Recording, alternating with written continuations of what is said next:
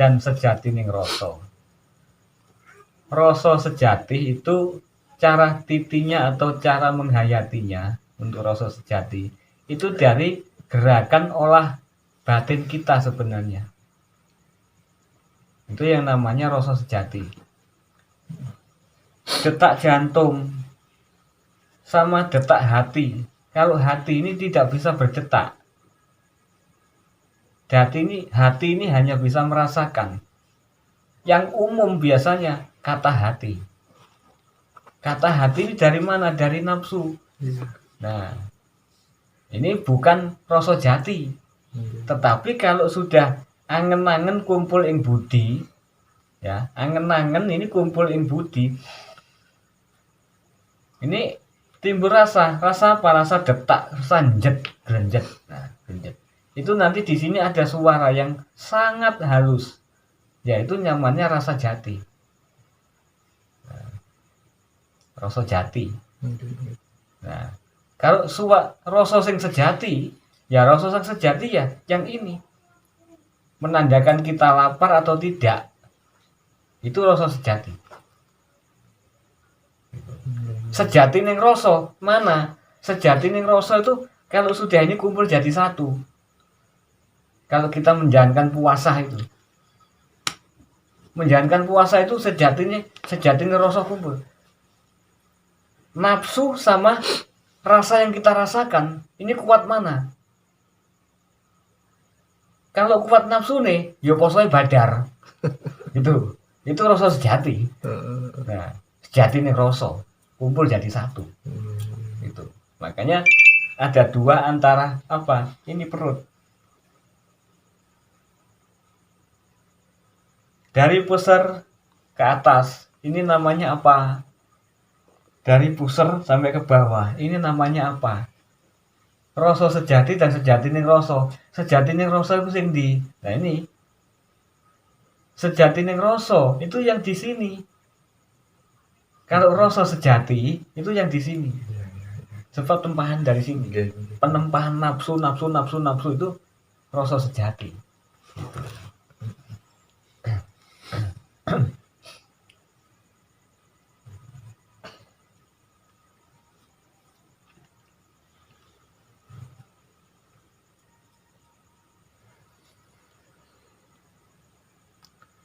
Kalau saya sering mendengarkan Ki Purbo ketika memulai meditasi itu kan kayak semacam ada apa ya, rapalan-rapalan doa kayak bahasa India atau bahasa apa gitu.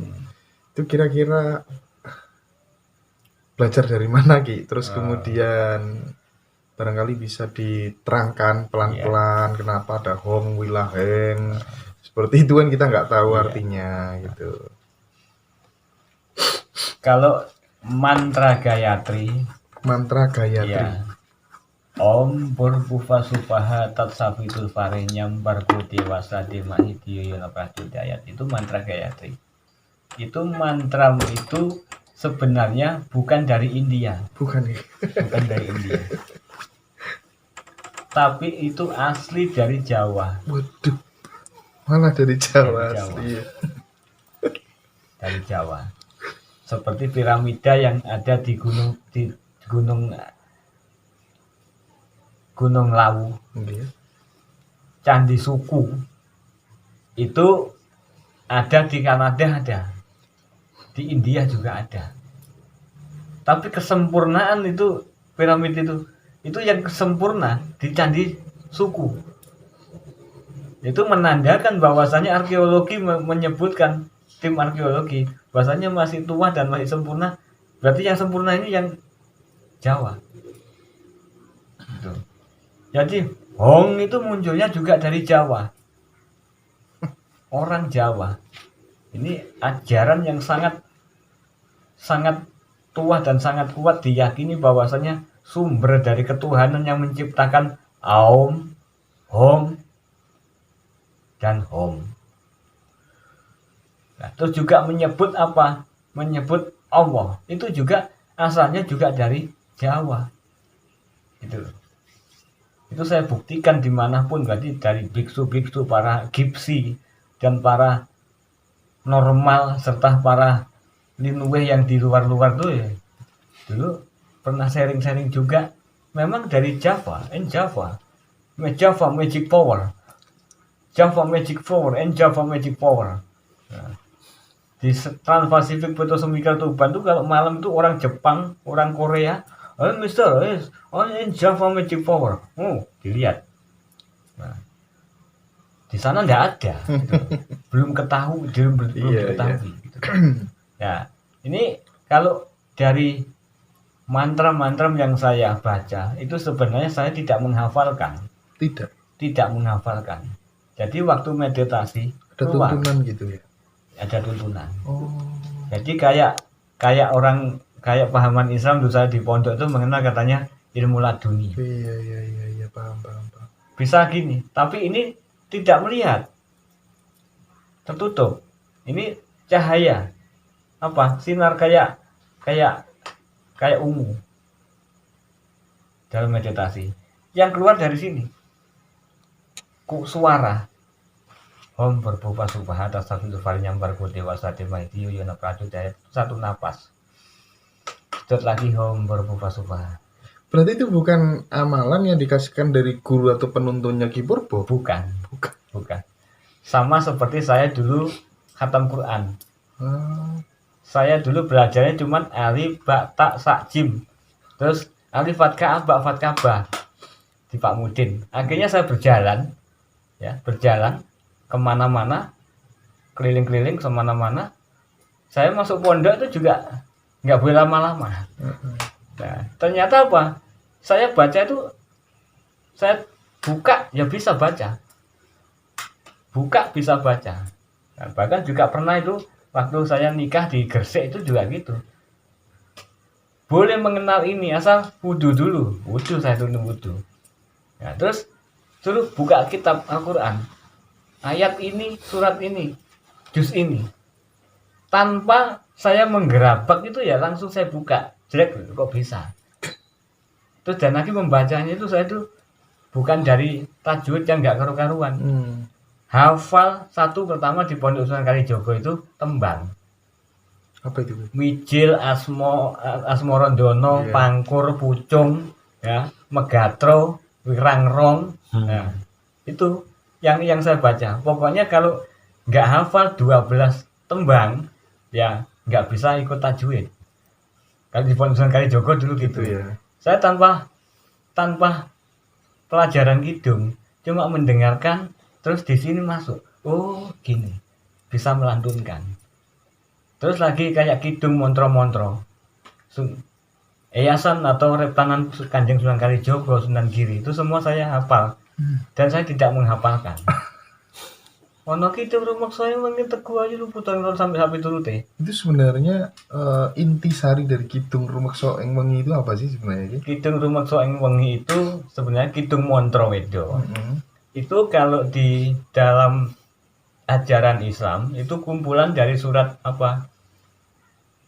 Yasin,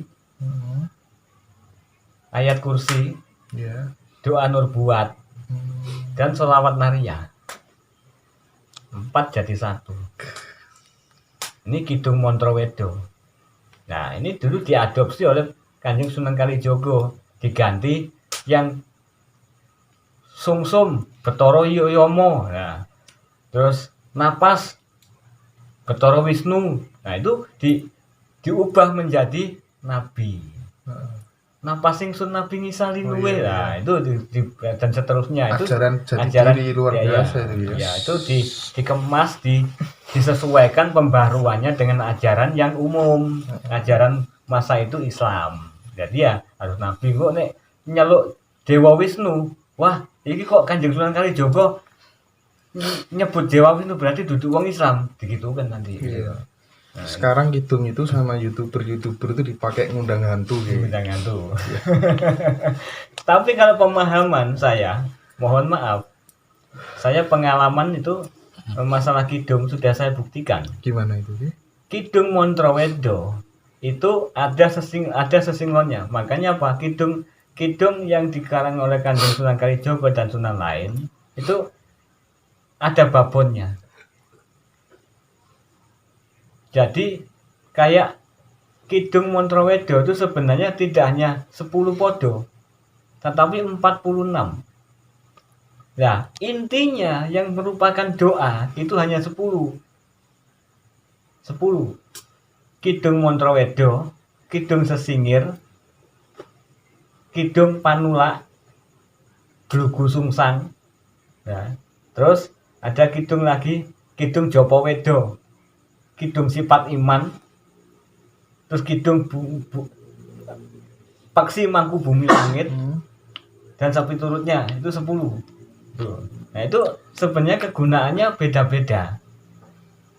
Kayak semua ini hanya untuk mengusir bangsa halus supaya bisa netral, jadi nggak angker. Makanya apa? Ono kidung rumeksa ing wengi, teguh ayu luputa ing loro. Luputa bilai kabeh. Nah, luput bilai kabeh. Jin setan datang purun, tidak mendatangkan jin. Tapi jin setan tidak mau mendekat. Panel hantan ono wani, santet, jengges, guna-guna semua itu tidak akan berani kalau kita mengucapkan Kidung Montrowedo itu. Mewah panggawe Allah. Maksudnya penggawe itu perbuatan jelek dari manusia yang menuju ke kita ini tidak akan bisa. Itu ada sejarahnya. Kidung Montrowedo itu waktu itu Panembahan Senopati ing Ngalogo mendirikan kerajaan. Ini ada Pagebluk. Jadi setan jin peri perayangan yang apa? Yang ingin menggoda, yang ingin meridu supaya apa? Kerajaan Mentaram ini tidak bisa berdiri. Setan semua jadi geblek-geblek mayangkoro kayak sekarang corona. Nah, orang sakit pagi mati siang. Orang sakit siang mati sore. Orang sakit sore mati malam. Nah, terus. Nah, akhirnya timbul penghayatan. Semua tabib ataupun apa dukun disuruh sama sultan dulu itu tidak bisa ngatasi. Akhirnya yang dapuk kerohanian ini 3 orang, Kanjeng Sunan Kalijogo, Kanjeng Sunan Giri, dan Kanjeng Sunan Bonang. Ini membuka dari kitab apa? Kitab Jopowedo. Kitab Jopowedo ini dari ajaran Hindu yang dikemas oleh Sang Hyang Buddha. Jadi dikemas lagi, wah ini bagus ini. Nah, akhirnya diciptakanlah Kidung Montrowedo. Nah, Kidung Montrowedo dibaca berkeliling di Keraton Mentaram dulu waktu itu. Keliling dengan Kidung Montrowedo, sekaligus kalau setiap bait itu mengumandangkan adzan. Nah. Terus yang ahli syariat, yang dapuk syariat, ini adzan di Masjid Demak. 7 orang para wali. Jadi wali 7. Makanya sekarang kalau yang dikumandangkan kalau bulan puasa di malam Lailatul Qadar biasanya itu di Masjid Demak itu ada terkenalnya adzan 7. Jadi adzan itu. Nah, ini bisa sirna. Pagebluk sirna, segala sesuatunya para peri setan jin gentayang itu hilang semua. Berdiri kerajaan Mentaram hingga sampai sekarang tilasnya masih ada itu.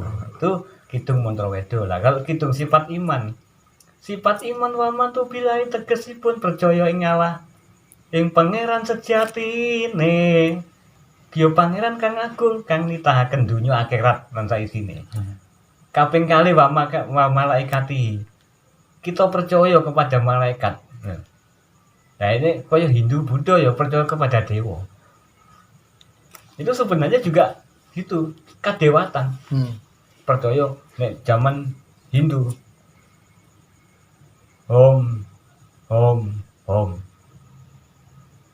Sang Hyang Siwa. Sang Hyang Wisnu. Nah, itu. Nah, kalau orang Jawa ya percaya kepada malaikat, percaya kepada nabi. Iya. Itu. Kalau Kanjeng Sunan